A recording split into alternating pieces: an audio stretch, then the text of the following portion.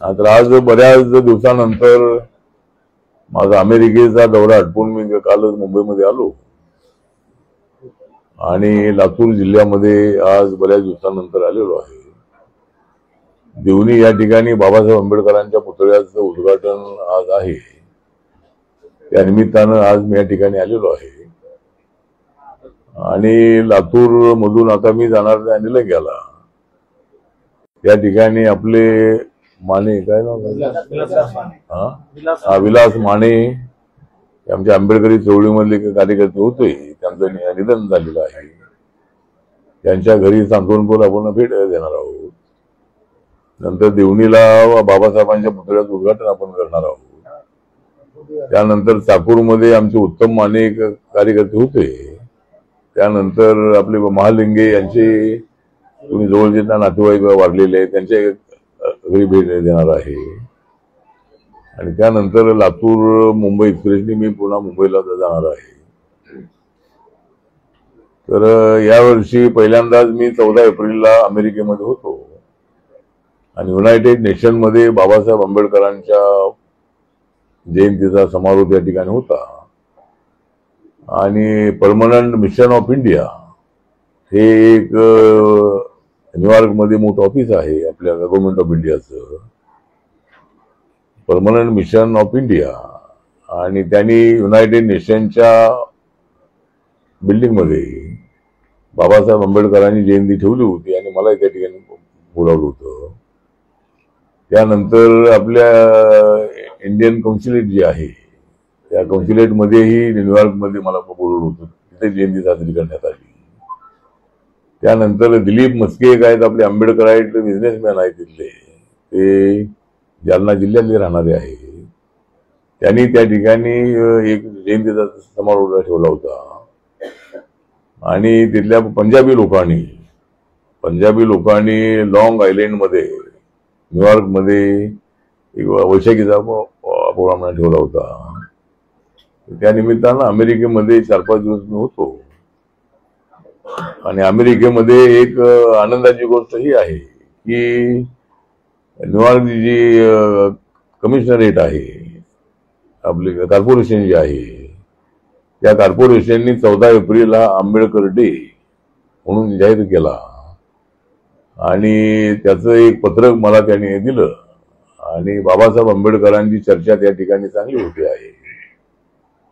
त्या ठिकाणी एक बाबासाहेब आंबेडकर 1913 मध्ये कोलंबिया विद्यापीठामध्ये शिकण्यासाठी गेले होते आणि सयाजी महाराज गायकवाड यांनी त्यांना स्कॉलरशिप दिली होती. त्या स्कॉलरशिपवर ते 3-4 वर्ष अमेरिकेमध्ये होते. आणि कोलंबिया विद्यापीठामध्ये एक लेहमन लायब्ररी आहे, लेहमन लायब्ररी.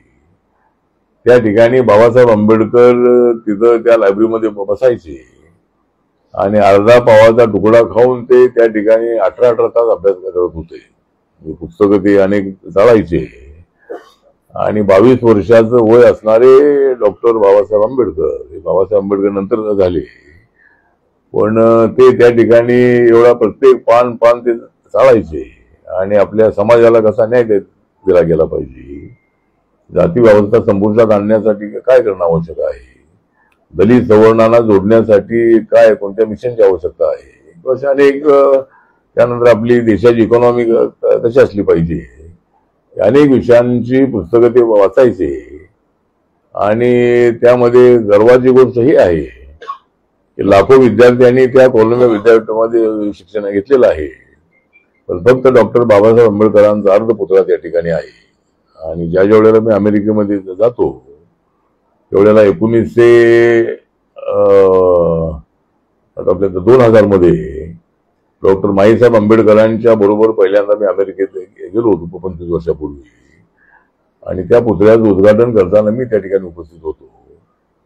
तर अशा पद्धतीनं बाबासाहेब आंबेडकरांचं जे महत्व आहे हे अत्यंत मौलिक असं महत्व आहे. महाराष्ट्र सरकारने सुद्धा बाबासाहेब आंबेडकरांनी ज्या संविधान दिलेलं आहे या संविधानामध्ये राजेंद्र प्रसाद यांच्या अध्यक्षतेखाली संविधान सभा होती. पंडित जवाहरलाल नेहरू त्यामध्ये होते आणि बाबासाहेब आंबेडकर ड्राफ्टिंग कमिटीचे चेअरमन होते. आणि ते 26 अलीपूर रोड या ठिकाणी दिल्लीमध्ये राहत असताना दिवसभर झालेल्या सर्व चर्चेचा जो वृत्तांत आहे, तो जो ड्राफ्ट आहे, तो ड्राफ्ट ते रात्र जागून ते तो ड्राफ्ट बनवत होते. स्वतःच्या प्रकृतीकडे त्यांनी लक्ष तेवढं न देता आपला जो देश आहे, ज्या देशामध्ये 7-8 धर्माचे लोक राहतात, 18 भाषेचे लोक राहतात, 6000 पेक्षा जास्त जातीचे लोक राहतात, त्या लोकांना एकत्र बांधणं हे अत्यंत अवघड होतं. पण बाबासाहेब आंबेडकरांनी घटना समितीने त्यामध्ये एक मजबूत असं संविधान आपल्या देशाला दिलेलं आहे. ज्या देशामध्ये संविधानामध्ये 1 मॅन 1 वोट 1 व्हॅल्यू हे तत्व त्यामध्ये अंगीकारलेलं आहे. आणि देशाचा राष्ट्रपती असो की प्रधानमंत्री असो की मंत्री असो की खासदार असो, आमदार असो किंवा आम आदमी असो, सफाई मंजूर असो, सर्वांच्या मताला एक किंमत अशा पद्धतीचं एक स्ट्रॉंग संविधान देण्याचं काम संविधान सभा आणि बाबासाहेब आंबेडकरांनी केलेलं आहे. आणि 26 नोव्हेंबर 1949 बाबासाहेब आंबेडकरांनी ड्राफ्टिंग कमिटीचे चेअरमन म्हणून या संविधानाचा ड्राफ्ट जो आहे, हा ड्राफ्ट त्यांनी राजेंद्र प्रसाद आणि पंडित जवाहरलाल नेहरूंना दिल्यानंतर त्यांच्या तोंडातून उद्गार निघाले होते की डॉक्टर आंबेडकर आपणच या घटनेचे खरे शिल्पकार आहात. आणि त्यामुळं बाबासाहेब आंबेडकर संविधानाचं नाव आलं, त्या ठिकाणी जरी संविधान सभा असली तरी बाबासाहेब आंबेडकरांचं नाव संविधानाच्या समोर येत आहे. आणि नरेंद्र मोदी देशाचे प्रधानमंत्री झाल्यानंतर त्यांनी 26 नोव्हेंबर हा जो दिवस आहे, हा संविधान दिवस म्हणून देशभर पाळण्यात केलं.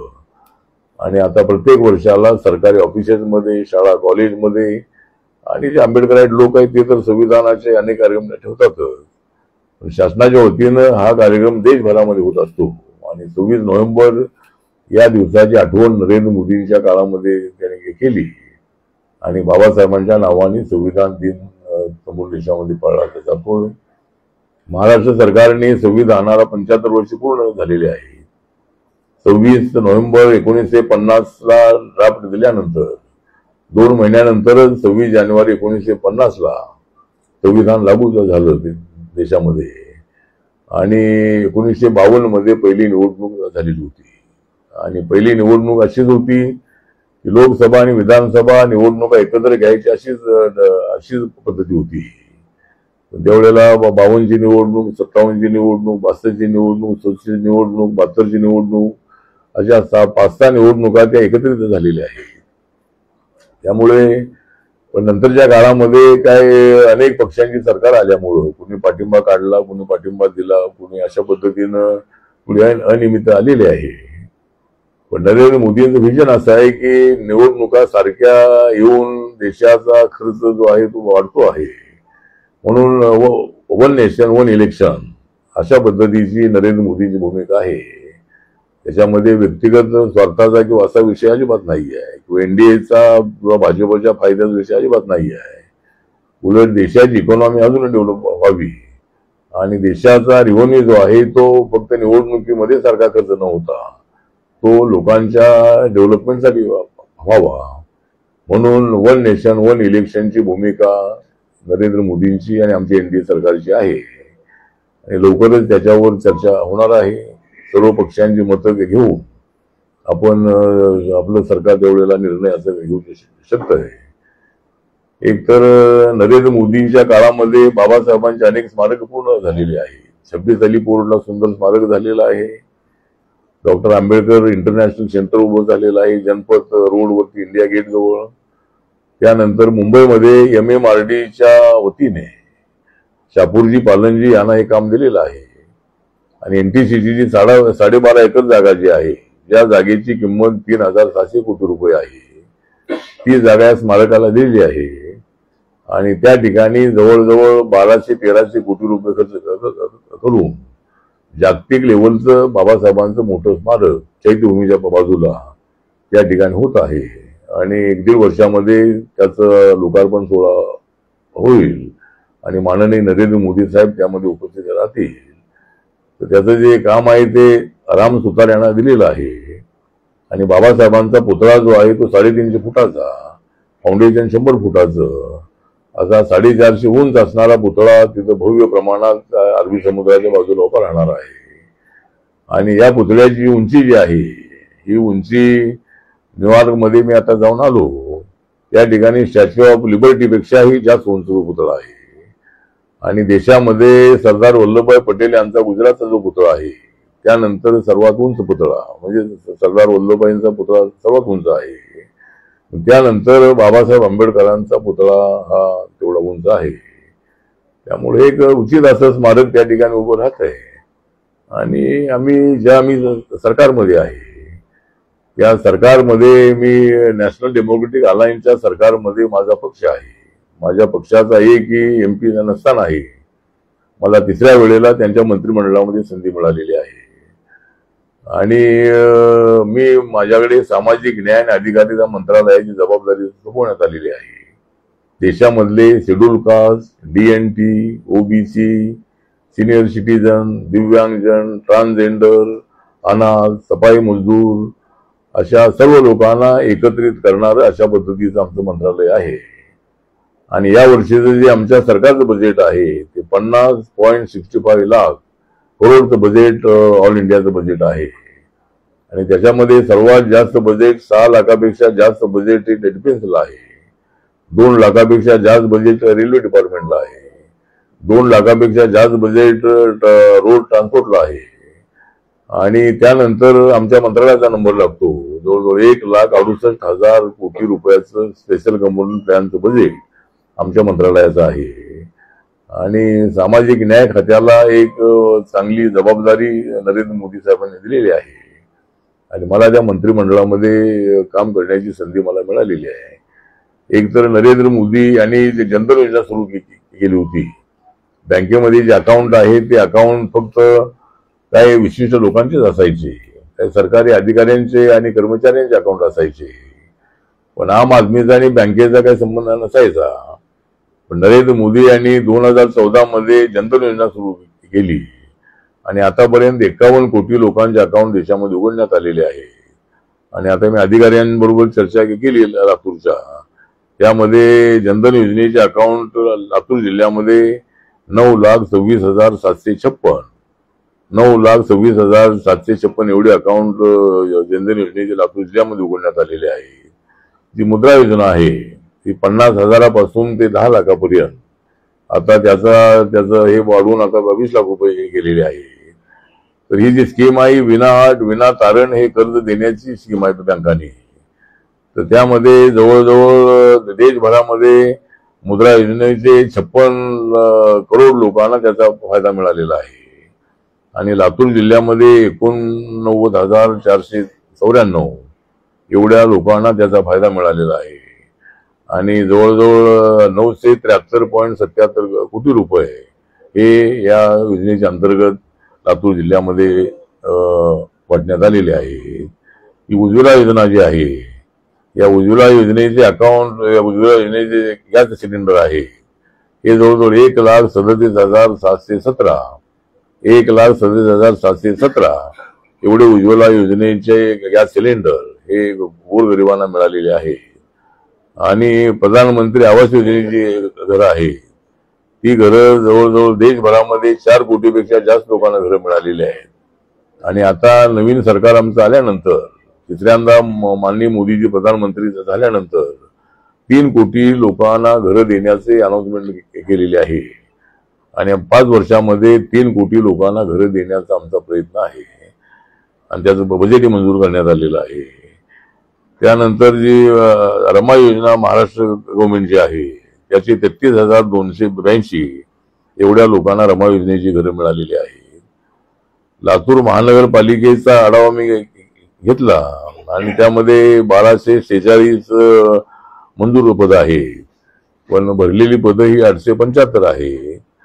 आणि माहिती अधिकाऱ्यांनी दिली त्यामध्ये शेड्यूल कास्टचे 47 आहे, शेड्यूल ट्राईबचे 5 आहेत आणि OBCचे 7 आहे. तरी आकडेवारी काय थोडी मला वाटतं बरोबर काही त्यांनी दिलेली नाही आहे. त्यामुळं शेड्यूल कास्टचं जे 13% ते शेड्यूल कास्ट आहे, नंतर आदिवासी तर 60% आहे आणि OBC तर 50-52%. आता ते नक्की किती आकडे आहेत ते अजून माहीत नाही आहे. अजून सध्या जो सेन्सस होतो हा शेड्यूल कास्ट आणि शेड्यूल ट्राईबचा जातीच्या आधारावर होतो, पण हा जो सेन्सस आहे हा जातीच्या आधारावर व्हावा, ओबीसीचा सेन्सस व्हावा अशी अनेकांची मागणी आहे. राहुल गांधी सातत्याने मागणी करत आहे. त्यांचं सरकार असताना मात्र त्यांनी त्यांनी तेवढ्याला काय सेन्सस सगळ्या जातींचा ओबीसीचा काही केला नाही. आता मात्र ते आग्रह करत आहे. पण सरकारची अडचण अशी आहे की आर्टिकल 17 प्रमाणे जाती व्यवस्था नष्ट केलेली आहे, संपवण्यात आलेली आहे. त्यामुळे सरकारची अडचण टेक्निकल अशी आहे की जातीच्या आधारावर सेन्सस करायचा म्हटलं तर जाती व्यवस्थापन नष्ट केलेली आहे किंवा संपवलेली आहे. म्हणून त्या सरकारची कदाचित अडचण होती आणि या सरकारची अडचण आहे. माझ्या पक्षाच्या वतीनं माझी मागणी अशी आहे आणि मी पार्लमेंटमध्ये अनेक वेळेला मागणी केलेली आहे, लोकसभेत असतानाही केलेली आहे, आता राज्यसभेत असतानाही केलेली आहे की फक्त ओबीसीचा सेन्सस न होता सगळ्या जातींचा सेन्सस होणं अत्यंत आवश्यक आहे. त्यामुळं मराठा समाजाची पॉप्युलेशन किती आहे, मुस्लिम किती आहेत, त्यानंतर ब्राह्मण किती आहेत, त्यानंतर ओबीसी किती आहेत, याची आकडेवारी जी परफेक्ट आकडेवारी आहे ही आकडेवारी आपल्याला मिळेल. आणि आमच्या सरकारने आता सध्या रिझर्वेशन जे आहे हे 15% शेड्यूल कास्टला आणि 7.5% रिझर्वेशन हे ट्रायबलला आणि 27% आरक्षण हे ओबीसीला, असं 49.5% आरक्षण पूर्वी होतं. आता आमच्या सरकारने 10% आरक्षण इकॉनॉमी विकर सेक्शनला दिलेलं आहे आणि त्याच्यामध्ये एससी एसटी ओबीसी मध्ये न येणाऱ्या जाती आणि धर्म, त्यामध्ये मुस्लिम असे आहेत, ख्रिश्चन आहेत, हिंदू आहेत, जैन आहेत किंवा पारशी आहेत, लिंगायत आहेत, तर या सर्व धर्माच्या लोकांना ज्यांचं उत्पादन इयरली 8 लाखाच्या आतमध्ये आहे अशा लोकांनाच रिझर्वेशनचा फायदा देण्याची स्कीम आहे. आणि ओबीसीच्या आरक्षणाला सुद्धा क्रिमिनलची पद्धत लागू करण्यात आलेली आहे. 8 लाखाच्या आतमध्ये ज्यांचं उत्पादन आहे त्याच मुलांना मुलींना कॉलेजमध्ये किंवा शिक्षणामध्ये आणि नोकऱ्यामध्ये रिझर्वेशन मिळतंय. तर ते आता ती 8 वाढवावी अशी मागणी आहे. त्यामुळे 12 लाखाची मागणी आहे. त्याचा विचार नक्कीच सरकार करतंय आणि रिझर्वेशनचा विषय हा माझ्या मंत्रालयाचा विषय आहे. त्यामुळं आम्ही इकॉनॉमी विकर सेक्शनला जे आरक्षण दिलेलं आहे त्याच्यामध्ये मुस्लिम समाजाला त्याचा फायदा आहे. माझं मुस्लिम समाजातल्या लोकांना नम्र निवेदन आहे की ज्या योजना मी आता सांगितल्या, जनधन योजना, आवास योजना, उज्ज्वला योजना, मुद्रा योजना, आयुष्यमान भारत योजना, आता आयुष्यमान भारत योजनेचे जे अकाउंट आहे, आयुष्यमान भारत योजना जी आहे ही एका फॅमिलीला एका वर्षाला मेडिकल ट्रीटमेंटसाठी 5 लाख रुपये देण्याची स्कीम आहे.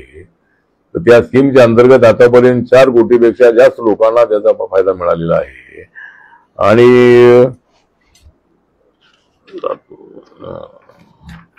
आणि लातूरमध्ये जी आयुष्यमान भारत योजना आहे, हे आयुष्यमान भारत योजनेमध्ये हेल्थ अकाउंट अशी एक योजना आहे. त्यामध्ये 14,20,000 लोकांना त्याचा फायदा मिळालेला आहे. आणि प्रधानमंत्री PMJY स्कीम आहे, त्याच्या अंतर्गत 7,52,000 लोकांना त्याचा फायदा मिळालेला आहे. बाकीचे इतर जे अॅट्रॉसिटीचा आढावा मी घेतला आणि त्याच्यामध्ये 22-24 मध्ये 118 अॅट्रॉसिटीच्या केसेस आहेत, 23-24 मध्ये 138 आहे, 24-25 मध्ये 134 आहे आणि 25-26 मध्ये 31 केसेस आहेत. आणि त्यामध्ये 23-24 ला एक मर्डरची केस आहे आणि 25-26 ला एक मर्डरची केस आहे. त्यानंतर इंटरकास्ट मॅरेज माझ्या मंत्रालयाचा विषय आहे. महाराष्ट्र सरकारच्या वतीनं इंटरकास्ट मॅरेज करणाऱ्यांना 50,000 रुपये देतात, ते वाढवावेत आणि 1 लाख रुपये करावेत अशी माझी सूचना आहे. मी माननीय देवेंद्र फडणवीस यांना एक पत्र लिहिणार आहे, समाज कल्याण मंत्र्यांना एक पत्र लिहिणार आहे, शिरसाटजींना, आणि महाराष्ट्र सरकारने 1 लाख रुपये करावेत अशी आपली सूचना आहे. पण आमच्या मंत्रालयाची स्कीम इंटरकास्ट मॅरेजची आहे. डॉक्टर आंबेडकर फाउंडेशनच्या वतीनं 2.5 लाख रुपये आम्ही इंटरकास्ट मॅरेजला देतो. आणि इंटरकास्ट मॅरेज 22-23 मध्ये 14 इंटरकास्ट मॅरेजचे ला मदत करण्यात आलेली आहे. 23-24 मध्ये 41 इंटरकास्ट मॅरेज आहे आणि 24-25 मध्ये 61 आहे. म्हणजे ही आकडेवारी वाढती आहे.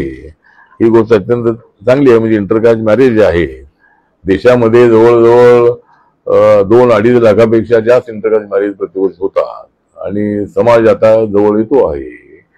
बाबासाहेब आंबेडकर ज्या वेळेला शाळेमध्ये ते शिकायचे त्यावेळेला त्यांना स्कूलमध्ये आतमध्ये जाता येत नव्हतं. ते स्कूलच्या बाहेर बसायचे. स्टुडंट टचॅबिलिटी होती. पण आता समाजामध्ये बदल होतो आहे. जरी काही ठिकाणी अत्याचार होत असले तरी दलित आणि सवर्णांना एकत्र आणणारी अशा पद्धतीची सगळ्यांची भूमिका असल्यामुळं रोटी बेटी व्यवहार अनेक ठिकाणी होत आहेत. ही गोष्ट अत्यंत चांगली आहे. बाकीचे आता जे स्कॉलरशिपचा आढावा घेतला मी, या ठिकाणी सरकारी हॉस्टेल 25 आहे, त्यामध्ये 2,845 विद्यार्थी आहे. त्यानंतर एनजीओचे हॉस्टेल जवळजवळ 114 आहे, त्याच्यामध्ये 2,500 विद्यार्थी शिकत आहेत आणि त्यांना आता प्रत्येक महिन्याला 22 रुपये जे अनुदान आहे ते राज्य सरकारच्या मिळत आहे. लातूर शहरामध्ये 1,000 विद्यार्थ्यांचं हॉस्टेल आहे आणि त्या ठिकाणी जवळजवळ 4,000 रुपये सरकारी हॉस्टेलमध्ये खर्च करण्यात येतो आणि त्यांना 600 रुपये निर्वाह भत्ता मिळतो. अशा पद्धतीनं आणि एक स्वाधार योजना आहे, त्यामध्ये ज्या मुलांना हॉस्टेलमध्ये प्रवेश मिळाला नाही अशा मुलांना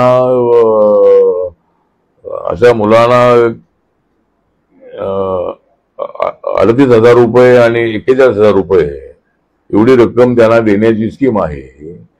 तर खेड्यामध्ये तालुक्यामध्ये 38,000 रुपये आणि शहरामध्ये 41,000 रुपये एवढे पैसे त्यांना देण्यात येतात.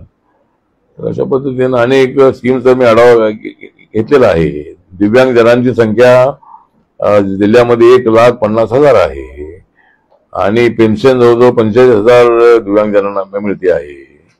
देशामध्ये 2,68,000 2 करोड 68 लाख एवढी 2011च्या जनगणनेप्रमाणे त्यांची संख्या आहे आणि लातूर जिल्ह्यामध्ये 1,50,000 आहेत आणि इथल्या त्यांना दिव्यांग जनांना पेन्शन 45,000 लोकांना मिळते आहे.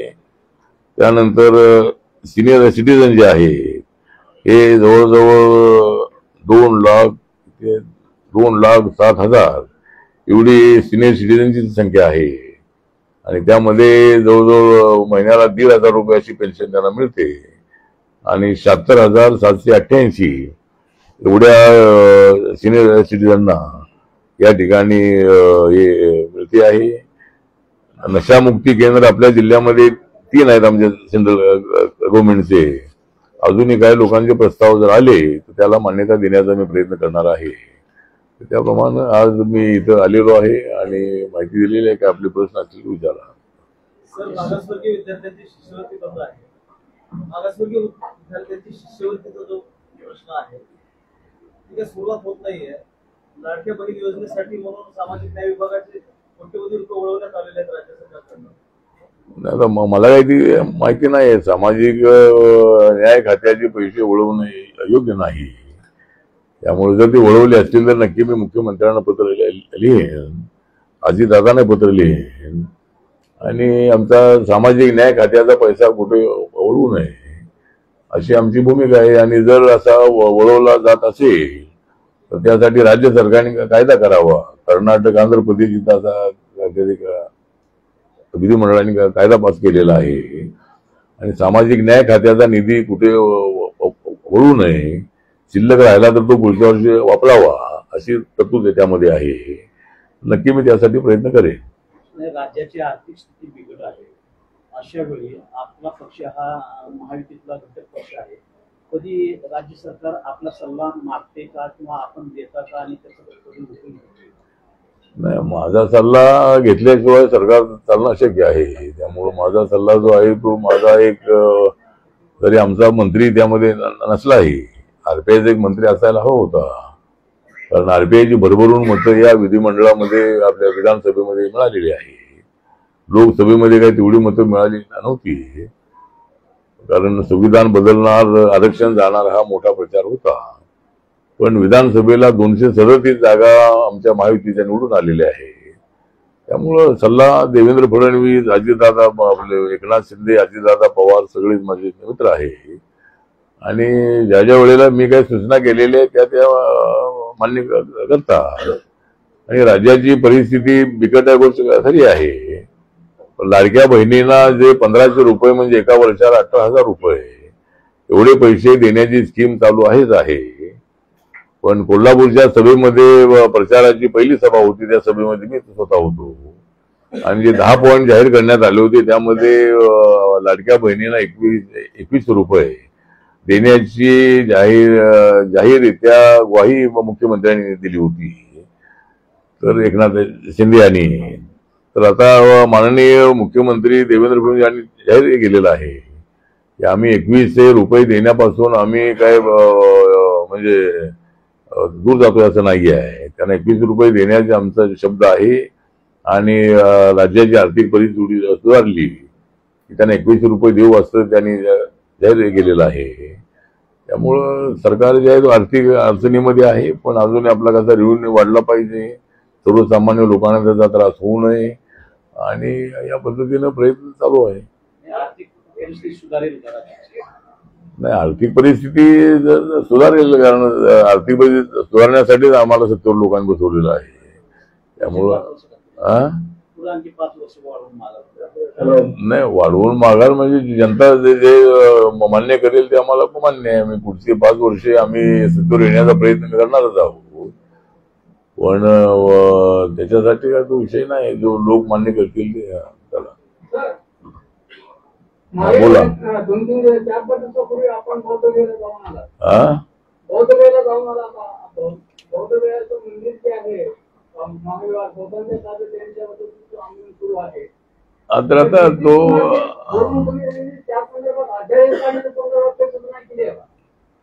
आता हा जो विषय आहे महाबोधी महाविहार, हे बोध गया या ठिकाणी ज्या बोधिवृक्षाखाली तथागत गौतम बुद्धांना ध्यानप्राप्ती झाली त्या ठिकाणी महाबोधी महाविहार हे उभं करण्यात आलेलं आहे. आणि ते विहार बांधल्यानंतर, बुद्ध मंदिर बांधल्यानंतर त्याचा ट्रस्ट उभं बनवण्यात आलेला आहे. त्याच्यामध्ये बिहार विधानसभेचा कायदा आहे की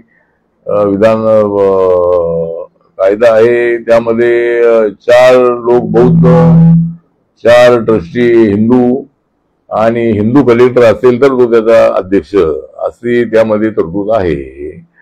त्यामध्ये सर्व महाराष्ट्रामध्ये देशभरामध्ये आंदोलन सुरू आहे आणि गेल्या 60 दिवसापासून त्या ठिकाणी बौद्ध भिक्खू जे आहे 100 बौद्ध भिक्खूंचं आंदोलन तिथं सुरू आहे. मी 3 दिवस मी त्या ठिकाणी होतो आणि मुख्यमंत्री नितीश कुमार यांना भेटलेलो आहे, महामहिम आरिफ मोहम्मद खान यांनाही भेटलेलो आहे, राज्यपालांना. आणि हा जो कायदा आहे हा 26 जानेवारी 50ला घटना स्वीकारल्याच्या अगोदरचा कायदा आहे. त्या कायद्यामध्ये अमेंडमेंट करावी आणि हे बौद्ध विहार बौद्धांच्या ताब्यामध्ये द्यावं अशी सगळ्या बौद्धांची मागणी आहे. जर आमचा बौद्ध माणूस कुठल्याही ट्रस्टमध्ये नसेल तर मग आमच्या ट्रस्टमध्ये हिंदू लोक असू नयेत अशी सगळ्या बौद्ध भिक्खूंची आणि बौद्ध जनतेची मागणी आहे. तर ते त्यासाठी नक्की मी माननीय प्रधानमंत्री नरेंद्र मोदी साहेबांना भेटणार आहे. हा काही केंद्राचा विषय तर नाही, पण नितीश कुमार आणि तिथल्या विधिमंडळाने हा निर्णय घेतला पाहिजे. तर त्यासाठी आपला प्रयत्न सुरू आहे. सर, पहिलीपासून जे हिंदी सक्ती करणं चालू आहे, आता जे अकॅडमिक वर्ष सुरू होईल त्याबाबतीत आपलं काय म्हणणं आहे? मराठीची गळचेपी होते असं वाटत नाही का? काय हिंदी भाषा आवाज हिंदी भाषा सक्तीची करावं असा अध्यादेश काढला आहे, तर मराठीची गळचेपी होती का? नाही, मला दीड पत्र आम्ही काय घेतला नाही. हिंदी भाषा जी आहे ती ज्या वेळेला भाषावार प्रांत रचना डॉक्टर बाबासाहेब आंबेडकरांनी लिंग्विस्टिक स्टेट नावाचं पुस्तक लिहिलं होतं आणि देशाची जी रचना आहे ही भाषावार करावी. पूर्वी आपला मुंबई प्रांत होता, त्या मुंबई प्रांतामध्ये मुंबई, कोकण, पश्चिम महाराष्ट्र, उत्तर महाराष्ट्र आणि गुजरात असा मुंबई प्रांतामध्ये हा सगळा एरिया होता आणि मुंबई त्याची राजधानी होती. मध्य प्रांत जो आहे त्या मध्य प्रांतामध्ये सगळा विदर्भ आणि मध्य प्रदेशचा बराचसा भाग हा त्यामध्ये होता आणि नागपूरला त्या मध्य प्रांताची राजधानी होती. तर आता हा विषय जो आहे तो देशभरामध्ये 18-20 भाषेचे लोक राहतात, त्यामुळे भाषावार प्रांत रचना करावी अशी सूचना बाबासाहेबांनी केल्यानंतर आपल्याला माहित आहे की 1 मे 1960 संयुक्त महाराष्ट्र झाला आणि त्यामध्ये विदर्भ हा मध्य प्रांतातून आपल्यामध्ये आला. मराठवाडा जो आहे तो निजाम संस्थानामध्ये होता, तो आपल्या महाराष्ट्रात आला आणि संयुक्त महाराष्ट्र जो आहे तो झालेला आहे. त्याप्रमाणे हिंदी भाषेचे जे अनेक राज्य आहे त्यामध्ये साऊथ इंडियामध्ये तर मल्याळम आहे, तेलुगू आहे, तामिळ आहे, कन्नड आहे, अशा लँग्वेज त्या ठिकाणी आहे. बेंगॉलमध्ये बेंगॉली आहे, ओडिसामध्ये उडिया आहे, अशा अनेक भाषा आपल्या त्या देशामध्ये आहेत. पण हिंदी बोलणारे अनेक राज्य असल्यामुळं हिंदी भाषेला राष्ट्रभाषा म्हणून मान्यता देण्यात आली. त्यामुळे सक्तीचा विषय नाही, सक्ती जर राष्ट्रभाषा आहे तरी राष्ट्रभाषा आपण शिकली पाहिजे. आणि साऊथ मध्ये काय जरी विरोध होत असला तरी माझा पक्ष हा साऊथ इंडियाच्या प्रत्येक राज्यामध्ये आहे आणि बेंगलोरमध्ये हैदराबादमध्ये हिंदी बोलणाऱ्या लोकांची संख्या चांगली संख्या आहे. केरळमध्ये सुद्धा शहरामध्ये लोक हिंदी बोलणारे आहेत. तर आता तामिळनाडूमध्ये थोडा हिंदीला विरोध होतो, पण त्यांनी हिंदीला विरोध करू नये, त्यांची तामिळ भाषा त्यांची आहेच आहे, राज्यामध्ये तामिळ भाषा आहेच आहे. त्यामुळं मला वाटतं की हिंदी सक्तीची असणं अत्यंत आवश्यक आहे आणि हिंदी सगळ्यांनी शिकली पाहिजे अशी आमची भूमिका आहे. मनसेचा विरोध आहे, हिंदी शिकवणं जे आहे ना पहिलीपासून याला मनसेचा विरोध आहे. मनसेचा विरोध आहे म्हणजे मनसे काय सगळ्या महाराष्ट्राची पार्टी मोठी नाही आहे. मनसेचा एक आमदार निवडून आलेला नाही आहे आणि मनसेचा हिंदीला विरोध असेल तर हे काही योग्य नाही आहे. मराठी बोललं पाहिजे ही गोष्ट ठीक आहे, पण त्यांच्यावर फोर्स आणून तुम्ही मराठी बोला, तुम्ही मराठी बोला अशा पद्धतीनं दादागिरी करणं योग्य नाही. माननीय मुख्यमंत्र्यांनी इकडे लक्ष देणं अत्यंत आवश्यक आहे. राज ठाकरे आमचे मित्र आहे, लोकसभेमध्ये ते आमच्यासोबत होते, त्याचा काही आम्हाला फायदा झाला नाही, पण विधानसभेमध्ये ते आमच्या बरोबर नसतानाही आम्ही 237 जागा निवडून आणलेल्या आहे आणि मी अनेक वेळेला भूमिका घेतलेली आहे की मी असताना राज ठाकरेंची आवश्यकता नाही आहे. राज ठाकरेंना घेऊन आपला फायदा अजिबात होणार नाही आहे. त्यामुळं त्यांनी मराठी सक्तीची महाराष्ट्रात आहेच आहे, पण हिंदी शिकू नये म्हणजे या राष्ट्रभाषेला विरोध करणं हे अत्यंत अयोग्य आहे. त्यामुळं अशी भूमिका त्यांनी घेऊ नये. बँकांमध्ये जाऊन दादागिरी करणं, इथं मराठी करा, बँका या सगळ्या तिथं अधिकारी सगळ्या देशातून आलेले असतात आणि त्या अधिकाऱ्यांवर त्या कर्मचाऱ्यांवर असा दबाव आणला की तुम्ही मराठी बोललंच पाहिजे, तर हे काही योग्य नाही. ते आता ते 1-2 वर्षासाठी येतात आणि बदलून जातात. बँकाचा कारभार जो आहे तो इंग्लिशमध्येच असला पाहिजे, तो कारभार मराठीमध्ये करा असं म्हणणं अत्यंत अयोग्य आहे. मुंबईची इकॉनॉमी कोलॅप्स करणारी ही त्यांची मागणी आहे. त्यामुळे राज ठाकरेंच्या या भूमिकेला कडाडून विरोध होणं अत्यंत आवश्यक आहे. माझ्या पक्षाचा त्याला विरोध आहे आणि सरकारने सुद्धा हे लक्ष दिलं पाहिजे. महाराष्ट्र ही देशाची इकॉनॉमी राजधानी, आर्थिक राजधानी आहे. सगळा पैसा मॅक्झिमम आपल्याला केंद्राचा इथून जातो, तर त्या मुंबईमध्ये सगळं मराठी बोर्ड असावे ते ठीक आहे. त्यांना काही दुसरे विषय नसल्यामुळे जे अनावश्यक विषयावर ते आपला वेळ करताय त्याचा लोकांच्या कल्याणाशी काही संबंध नाही आहे. त्यामुळे ठीक आहे, म्हणजे मराठी आम्ही मराठी आहोतच आहोत, आम्हाला मराठी भाषेचा अभिमान आहे. मराठी सगळ्यांनी बोललंच पाहिजे आणि मी अनेक मुलं बघितलेली आहेत साऊथ इंडियाची, गुजरातची आणि सगळे देशामधले मुंबईत येऊन राहिलेले ज्या मुलांचा जन्म इथं झालेला आहे मुंबईला, ते सगळं मराठी तर चांगली बोलतात. पण अचानक आलेला माणूस आहे त्याला तुम्ही मराठी बोला, त्याला दादागिरी करणं हे काही योग्य नाही आहे.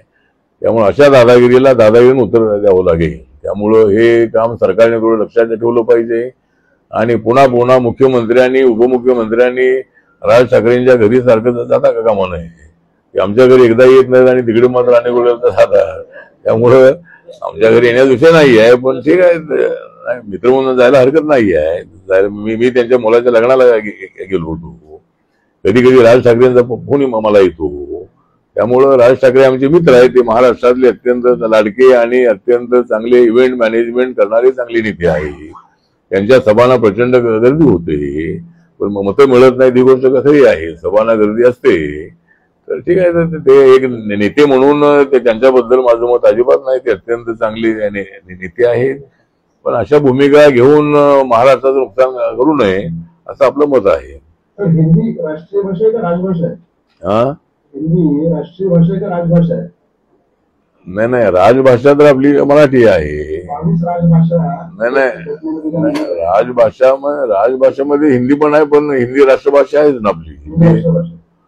हिंदी राष्ट्रभाषा आहे आणि राजभाषा सुद्धा आहे. अनेक राज्याची ती भाषा आहे.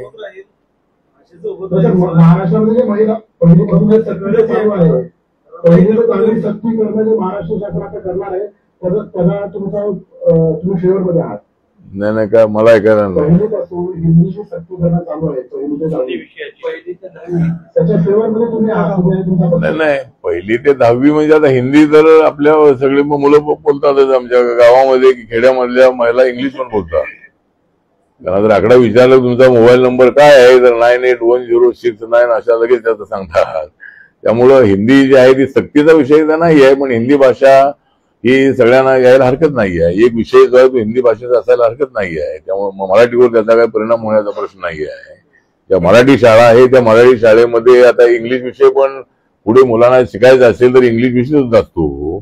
त्यामुळं इंग्लिश असेल आणि हिंदी असेल तर तो असायला हरकत नाही आहे. ती तर आपली राष्ट्रभाषा आहे. सर, रमाई घरकुल योजना जी आहे त्याचं बजेट काही वाढत नाही सर. 1,20,000 थांबलेलं आहे. रमाई घरकुल योजनेचं मागासवर्गीय माणसाच्या घरावर छप्पर आलं पाहिजे यासाठी काही निधी वाढणार आहे का? आता ते मी शाळेच्या नावाखाली अनुदान दिलं जात नाही, पिढीच्या पिढी उद्ध्वस्त होते. नाही दिलं जात नाही असं नाही. सगळं लाडकी बहीणकडे नाही, सगळं म्हणजे गांभीर्यानं काही समजतं नाही. ज्या आश्रमशाळा आहे त्या आश्रमशाळांचं बजेट आहे त्याप्रमाणे त्यांना पैसे मिळतात. राज्याच्या आश्रमशाळा आहेत, केंद्राच्या आश्रमशाळा आहेत. त्यामुळं लाडक्या बहिणींना तर आपल्याला पैसे द्यायचे आहेतच आहे, पण समाज कल्याणावर अन्याय होऊ नये तुमची भूमिका आहे ती रास्त आहे. आणि तुम्ही माझ्या मंत्रालयाला पाठिंबा देताय त्याबद्दल तुमचा आभार आहे. म्हणजे आमच्या मंत्रालयाला मॅक्झिमम बजेट मिळालं पाहिजे अशी आपली भूमिका आहे आणि त्यासाठी नक्की मी प्रयत्न करेन. पण निधी वाढवण्याबद्दल आहे ते आता ते मुख्यमंत्री आणि अजितदादा सांगतील त्यांच्याकडे किती पैसे आहे त्याप्रमाणे. पण निधी थोडा वाढला पाहिजे अशी मागणी आहे. रमा योजनेमध्ये पैसे वाढले पाहिजेत आणि आपल्या प्रधानमंत्री आवास योजनेचे पैसे वाढावेत अशी लोकांची मागणी आहे.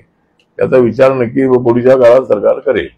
सर, खाजगी क्षेत्रामध्ये अनुसूचित जाती जमातीसाठी स्वतंत्र आरक्षण करण्याचा कायद्याच्या संदर्भात काही प्रयत्न आहेत का आपले केंद्र सरकारनं? आता नाही, खाजगी क्षेत्रामध्ये आरक्षण द्यावं ही माझ्या पक्षाची मागणी आहे. सरकारची मागणी मागे माननीय अटल बिहारी प्रधानमंत्री असताना एक कमिटी नेमली होती. त्यानंतर युपीएचं सरकार आल्यानंतर ही कमिटी नेमली होती, पण त्याच्यावर काही निर्णय अद्याप झालेला नाही. आणि त्यामध्ये प्रायव्हेट सेक्टरमध्ये रिझर्वेशन असावं, कारण सरकारी क्षेत्र प्रायव्हेट झाल्यानंतर तिथं रिझर्वेशन लागू होत नाही आहे आणि त्यामुळं दलितांना आदिवासींना नोकऱ्या मिळत नाही आहे. म्हणून त्या ठिकाणी आरक्षण असावं अशी माझ्या पक्षाची मागणी आहे. त्यासाठी सरकारमध्ये मी आहे, त्यासाठी मी प्रयत्न करेन. आपल्याला आर्थिक विकास महामंडळे जी आहेत मागासवर्गीयांची तुम्ही बसावी तुम्ही त्या ठिकाणी आहेत, परंतु बजेट नसल्यामुळे ते प्रलंबित आहे. नाही, बजेट सगळ्या महामंडळांना 1,000 कोटी रुपये दिलेलं आहे. महात्मा फुलेंना 1000 कोटी आहे, अण्णाभाऊंना 1000 आहे, लिडकॉमला 1000 आहे. तर ते बजेट वाढवायची आमची मागणी आहे. ज्यावेळेला पैसे सरकारकडे वाढतील त्यावेळेला पैसे वाढतील. सध्या तर काय वाढण्याचं दिसत नाही आहे, पण 1000 कोटीचं बजेट आहे.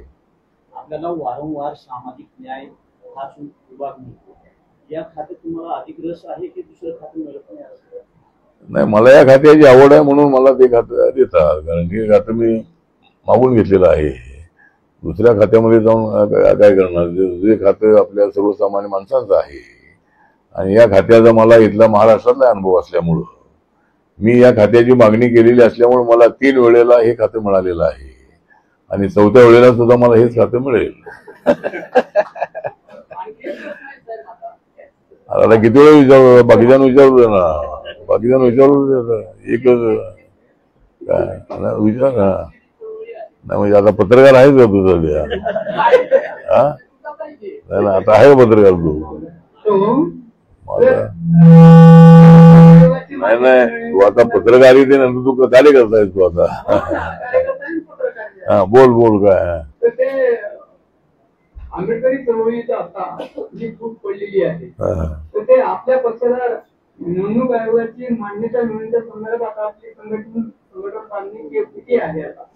आता आपल्या पक्षामध्ये फूट आमच्याच पक्षात नाही आहे. शिवसेनेमध्ये फूट झालेली आहे, राष्ट्रवादी काँग्रेसमध्ये फूट झालेली आहे, अनेक पक्षामध्ये फूट आहे.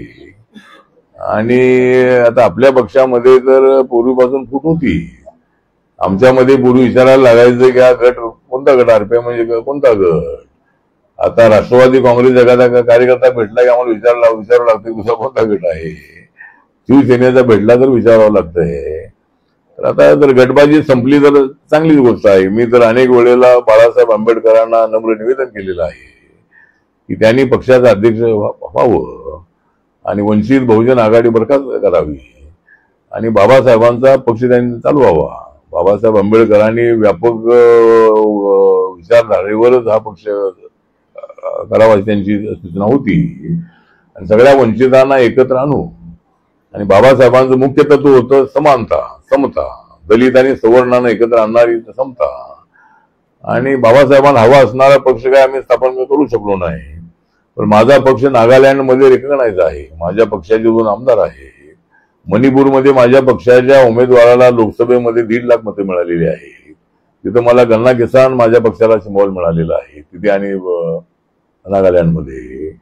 आणि आमचा आरपीआय जो आहे तो नॉर्थ ईस्टच्या सगळ्या मिझोराममध्ये आहे, मेघालयामध्ये आहे, अरुणाचलमध्ये आहे, त्रिपुरामध्ये आहे, आसाममध्ये आहे. सगळ्या राज्यामध्ये आमचा पक्ष आहे.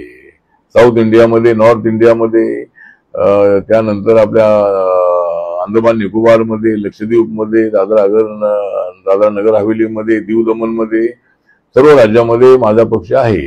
आणि मला मंत्री बनण्याची संधी मिळाल्यानंतर मी हा पक्ष सगळीकडे स्थापन केलेला आहे. आणि मी 5-6 दिवस काल अमेरिकेमध्ये असताना अमेरिकेमध्येही आता जशी बीजेपीची विंग त्या ठिकाणी आहे, काँग्रेसची विंग आहे, लवकरच या ठिकाणी आरपीआय विंग स्थापन होणार आहे अमेरिकेमध्ये. आणि अमेरिकेमध्ये रिपब्लिकन पार्टी आहे. डोनाल्ड ट्रम्प हे रिपब्लिकन पार्टीच्या वतीने अमेरिकेचे अध्यक्ष आहे आणि मी इंडियाचा रिपब्लिकन पार्टीचा अध्यक्ष आहे. त्यामुळं रिपब्लिकन पार्टी इंडियामध्ये आणि अमेरिकेमध्येच आहे. त्यामुळे अमेरिकेमध्ये आपला लवकरच आमची पार्टी म्हणजे पार्टीचं ऑफिस आम्ही सुरू करणार आहे. आणि रिपब्लिकन पार्टी ऑफ इंडियाची विंग म्हणून आम्ही अमेरिकेमध्ये लवकरच एक कार्यक्रम 5-6 महिन्यामध्ये होणार आहे. आणि तिथंही आपण पक्ष आपण घेऊन चाललेलो आहोत. विधानसभा असेल, लोकसभा असेल, त्याच्यामध्ये आपल्या पक्षाच्या लोकांनी प्रचार केला असेल, भाजपच्या विरोधात केला नाही. भाजपच्या विरोधामध्ये केला तर त्यांचं कोण ऐकत नाहीये. मी जे सांगेल ते ऐकणारी लोक आहे. त्यामुळे कुणी जरी भाजपच्या विरोधामध्ये प्रचार केला असेल तरी मतं जी आहे ती मतं अजिबात त्यांना मिळणार नाही आहे. त्यामुळे मी घेतलेला डिसिजन जो आहे तो मी सर्वांना विचारून घेतलेला आहे. भाजप सेनेबरोबर जायचं की नाही हे गंगाधर पानसवणे, कृष्णा किरवले, ऋषिकेश कांबळे किंवा अशा अनेक साहित्यिकांबरोबर चर्चा करून, आपल्यासारख्या पत्रकारांबरोबर चर्चा करून, माझ्यासोबत मला मोठं बनवण्यामध्ये ज्यांचा हिस्सा आहे, वाटा आहे, त्यांच्याशी चर्चा करून हा डेमोक्रेटिक पद्धतीने मी निर्णय घेतलेला आहे की मला एकट्याला मंत्री बनण्यासाठी काय मी हा निर्णय घेतला नाही. आणि मी ज्यांच्यासोबत जातो त्यांना सत्ता मिळते, त्या बदल्यामध्ये मला मंत्रिपद मिळते. त्यामुळं मला तर थोडंच माहित होतं की इकडे बीजेपीला पाठिंबा दिल्यावर लगेच बीजेपी सरकार येणार आहे, काँग्रेसला पाठिंबा दिल्यावर काँग्रेस सरकार येणार आहे. मी ज्यांना पाठिंबा देतो महाराष्ट्रामध्ये त्यांना सत्ता मिळते आणि मी ज्यांच्या विरोधामध्ये उभा राहतो त्यांना सत्ता मिळत नाही आहे. महाराष्ट्रातल्या राजकारणाचा अनुभव आहे. आमच्या कुठल्या एखाद्या कार्यकर्त्याने काही प्रचार बीजेपी केला असेल तरी मी त्यांच्यावर कारवाई अजिबात करत नाही आहे, कारण ते जातात आणि लगेच परत येतात. त्यामुळं त्यामुळं कोणाच्या विरोधाचा विषय नाही आहे. पण ठीक आहे, सगळे माझे सहकारीच आहेत. काही ठिकाणी टेक्निकल अडचणी असतात, त्यावेळेला उमेदवार विचारत नाही, पक्ष विचारत नाही. मग सगळ्याच पक्षामध्ये ही परिस्थिती असते, बाबा आम्हाला विचारलं नाही म्हणून आम्ही तिकडे गेलो नाही. त्यामुळे त्याची काही अडचण नाही आहे. प्रकाश आंबेडकरांना तुम्ही सल्ला दिलाय, तुम्ही वंचित आघाडी डिझॉल्व करा, बरखास्त करा. त्यांचा आम्ही त्यांनी जर सांगितलं की तुम्ही तुमचा पक्ष बरखास्त करा, तर तुमचा पक्ष बरखास्त करून त्यांच्यासोबत जाल का? नाही, माझा पक्ष बरखास्त नाही, माझा बाबासाहेबांचा पक्ष आहे. रिपब्लिकन पक्ष बरखास्त करणं हे अजिबात माझ्या जिंदगीमध्ये मी करणार नाही. मी रिपब्लिकन, माझा समाज रिपब्लिकन आणि माझ्या अंगात शेवटचा थेंब असेपर्यंत मी रिपब्लिकन म्हणूनच मी जगणार आहे. पण मी लवकर मरणार नाही. त्यामुळं आपण म्हणताय त्या बाबासाहेबांचा पक्ष चालवायचा. माझा पक्षाऐवजी माझा आठवले मला नाही लागला, तो अरेस्ट लागलेला आहे. रिपब्लिकन पक्षाचा ऐक्य होत असेल तर गवई साहेबांकडे असणारा जो रिपब्लिकन पार्टी ऑफ इंडिया आहे, तर त्या नावाने आम्ही सगळे एकत्र येऊ शकतो. आम्ही पूर्वी एकत्र आलो होतो, 4 खासदार आमचे होते. त्यामुळं प्रकाश आंबेडकर जे सिनियर आहेत, त्यांनी याचं नेतृत्व करावं समाजाचं आणि सगळ्या समाजाला एकत्र आणावं असे आमची त्यांच्याकडून अपेक्षा आहे. जर काय असेल तर माझं मंत्रिपदाचा विषय अजिबात नाही आहे. सगळे एकत्र आले तर ते मंत्री होतील, किंवा ते जर आमच्यासोबत आले तर आम्ही त्यांना मंत्री करू. मी इकडं पार्टीचं काम करेन. त्यामुळं प्रकाश आंबेडकरांच्या बद्दल आम्हाला आदर आहे. ते बाबासाहेबांचे नातू आहेत आणि त्यांनी जर ही जबाबदारी घेतली आणि बाळासाहेब आंबेडकर आणि मी एकत्र आलो तर समाजाला ऐक्य झालेलं असं वाटतंय. त्यामुळे आम्ही दोघांपैकी आम्ही वेगळे राहिलो तर मी एक्सपेरिमेंट केलेला आहे की बाळासाहेब आंबेडकरांना सोडून सगळे गट आम्ही एकत्र आणले होते रेवळच्या वेळेला, तरी समाजाला ते काय किंवा वाटत नाही आहे. त्यामुळे बाळासाहेब आंबेडकर आणि मी एकत्र आलो तर एक मोठी ताकद आपली उभी राहू शकते. अनेकच गोष्ट सांगतो की महाराष्ट्रामध्ये आमचा आंबेडकराईट समाज 9% आहे आणि उत्तर प्रदेशमध्ये 22% दलितांची संख्या आहे. त्यामुळे मायावतींना तिथं काय ओबीसींचा आणि मायनॉरिटीचा पाठिंबा मिळाला की त्यांचे उमेदवार निवडून येतात.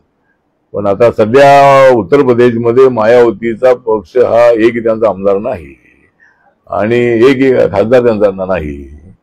त्यामुळं माझा पक्ष उत्तर प्रदेशमध्ये वाढतो आहे.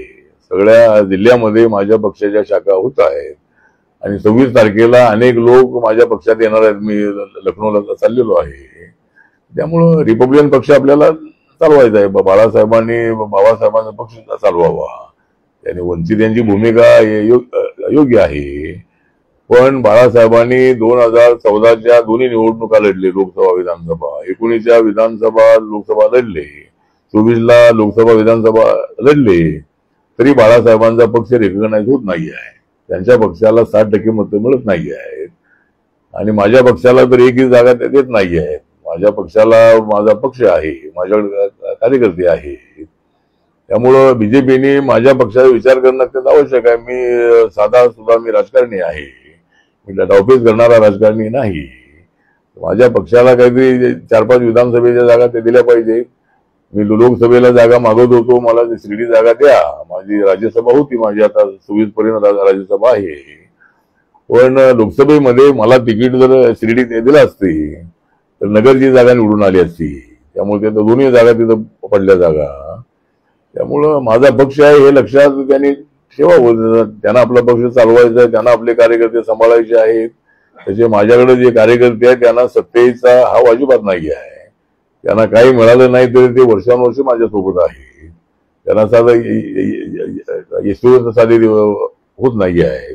आता मात्र आम्हाला आमच्या सर्व जिल्ह्यामध्ये 2-2 डिप्युटीशी, जिल्ह्याच्या कमिट्या, तालुक्याच्या कमिट्या, शहराच्या कमिट्या, जिल्हा परिषद, पंचायत समिती, महापालिका, नगरपालिका यामध्ये आम्हाला काही जागा द्याव्यात अशी आपली मागणी आहे. चंद्रकांत बावनकुळेशी माझं बोलणं झालेलं आहे.